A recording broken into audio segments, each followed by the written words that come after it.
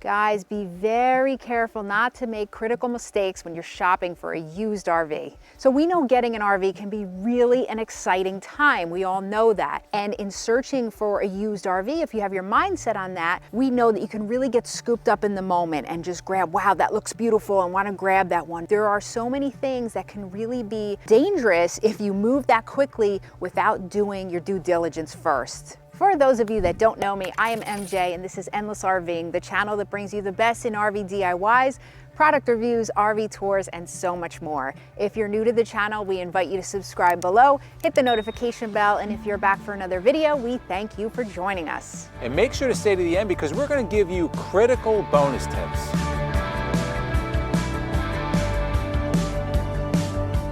So this video is meant to be viewed with other videos we've done on the RV buying process. We're going to link one of those above. So let's get right into this. Number one, you're going to want to ask and find out how many owners, previous owners were of that RV. And there's a couple important reasons for that. If you have one owner, like we are the first owner of Nelly, so whoever buys it from us will be the second owner, we know everything that's going on with that coach. We've been under it, we've been on top of it, we've been in it. We know a lot of what goes on in there, and we know what's needed and what's not needed. So when another person buys that, not only do we have all the maintenance records, we are going to be a point of contact if they have any questions. Now, if you go into like 2, 3, 4 owners, at some point, you're going to start losing the history of that motorhome. What was maintained, what was not maintained, maintenance records. Things start getting lost as it keeps going down the next generation of owners. Number two, and we just talked about this, maintenance records. This is so important, more so than even the mileage. Because here's the thing, RVs, even gassers, they can go 150,000, 175,000 miles. A diesel can go 8, 9, a million miles. Mileage doesn't really matter too much. What matters is the maintenance records. You can have Prevost coaches that are on the road with 1.2 million miles on them. They're still running like the day they first came out, rolled off the factory line because they're well maintained.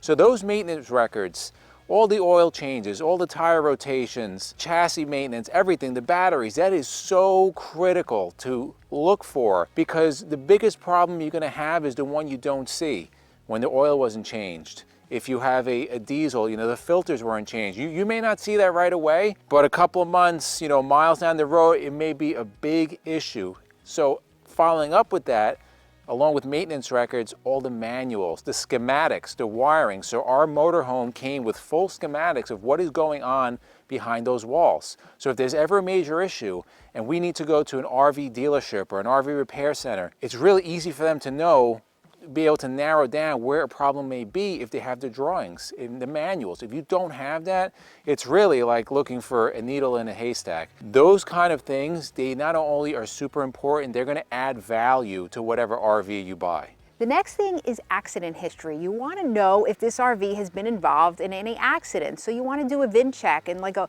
Carfax type of thing for RVs. You want to make sure the title is clear. Have there been any insurance claims? All of that to make sure you know the exact history of this RV.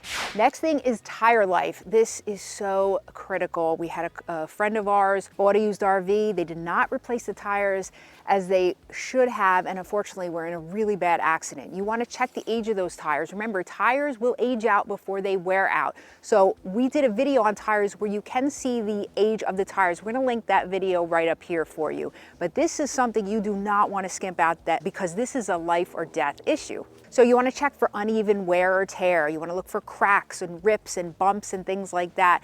Those are all signs it's time to change.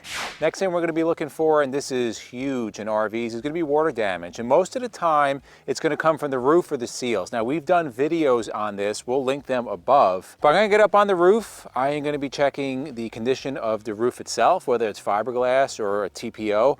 I'm going to be checking all the seals. That is the big place where you're going to have problems. You're going to be checking for cracks, if it's brittle, if it's peeling, all of that stuff. Also on the inside, you're going to want to check for all these different, if you smell any kind of mold, if you see stains, if there's soft spots on the roof, soft spots on the floor, soft spots on the wall, those could all be signs that either there's an active leak or there was a leak in the history of that motorhome. or RV. Another thing we're going to do, we are going to check all the appliances and the major systems. So we're talking about the furnace, the propane system. That's going to include if you have a stovetop that runs on propane, all the propane lines, both inside and outside the RV. Because you remember, if you have propane, you have a big tank, and then there's a line that's going to run from the outside to the inside. Those can get worn out over time. If there's rodents, they can eat those things up. You want to check your microwave. You want to check if you have a dishwasher. You want to check the heating system, the air conditioning system, refrigerator, all of that stuff, in addition to the plumbing. This is some really important stuff that can be a source of not only a great expense, but really a big headache if we don't check for that. Another thing we're going to check for is anything that's supposed to turn on turns on when we tell it to. So for example, I mean, all the light switches, are they going on? Are your fuses working? The breakers, all the outlets, you want to check those as well, that everything is going to be turning on when we ask it to. Another really important one for us that we didn't do the first time, but we did buy new, but definitely when we get our used RV, is going to be take it for a test drive. If somebody won't let you test drive it, hightail it out of there, because this is really important. And where you're going to see, is this thing really working the way it's supposed to? Is the steering wheel working correctly? Are your blinkers working? Is the radio working? Are your wipers working? Is the alignment good? Anything that's going to affect the ride of that RV, you want to have firsthand experience of it without taking the opinion of somebody else. Another one is going to be, ask if there were pets or if the people were smokers. That's going to be one of the first questions we ask, because, well, first of all, you're going to smell that. When you walk on, we've looked at a lot of used RVs, and you walk on and you just smell it right away. We've walked on some used, you couldn't even tell anybody ever owned this thing before. There's a big difference. If somebody is smoking or they didn't clean the RV, God knows what else may be wrong with that. So the general cleanliness is going to be a sign to us that this may not be the best choice for us. And just as a disclaimer, we have two very big dogs. If you walked on our RV, you would never know it. You won't smell them, you won't see them. We've kept it that way. Of course, Mr. OCD, no sign of pets on our RV. So the next thing we're going to look for is going to be on the framing. We're going to be looking for excessive rust. And this is going to be an indicator of two things. Was it in an area that was near salt water? That will eat up metal, and that's not something you want. Also, rust is often an indication if it was exposed to salt. So if this RV was, say, a full-timer's RV, and they were in the winter, you know, salty roads, snowy roads, that's something we may walk away from, because that salt is going to really corrode that frame. You got to remember, a lot of these RVs, they're not coated like your cars are, that are coated to be out there all the time. They're not really made for that. So that's something you're going to really want to look at. Now for us, a generator is definitely going to be in play, because we are going to be looking for something motorized. The big thing with the generator, and what a lot of people make a mistake on, they look for low hours on the generator. Now that's great if you're getting a new motorhome, but if you're getting something used, that is going to be a big sign for us that if it has super low hours, that's a big no-no. And here's why. Generators,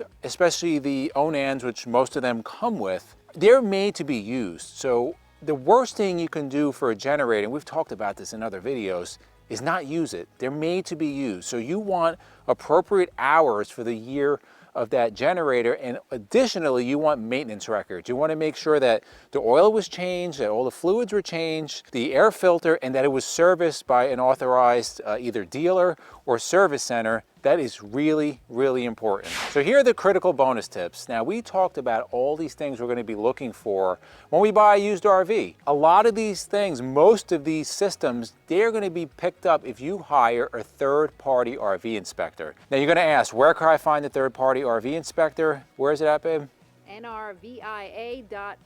I tell her to say that because I always get it screwed up. Anyway, you go to that website, you put locate your zip code, and it will tell you who are certified RV inspectors in your area. You want to go to that website because they're the only nationally certified RV inspectors in the country. Now, the questions we get a lot is, when should I get this RV inspected? Well, we're going to talk about used here. If you find an RV that you believe you're going to be interested in and the party selling it is serious, set a date and maybe leave some kind of deposit if they're okay with that or not, and make your purchase contingent on a successful RV inspection. Here's something we're going to do when we sell our RV. We're going to have it inspected. We're going to have the paperwork right before we put it up for sale. We're gonna have it inspected and we're gonna show everything. We're gonna be transparent, what it needs, what it doesn't need, so whoever buys that knows exactly what they're getting. Now, when you're buying a used RV, how do you really know if you're getting a good deal, especially in this climate? Now, it's gonna be market dependent, supply and demand. What we would suggest is getting an RV appraisal, a third-party RV appraisal. Now, you have the NADA books, but again, there's a lot of factors that go into how much that RV is really worth. So we're gonna put in the links below some third-party RV appraisals. That way you have a good negotiating area, price, where to start. So when we seriously start searching for our next RV, which is most likely going to be used, these are all points that we are definitely going to stick to. These are just some of the most important ones. Put in the comments below what else you would like to add to the list that we have. And for myself and MJ, we thank you guys for watching, and we'll see you on the road.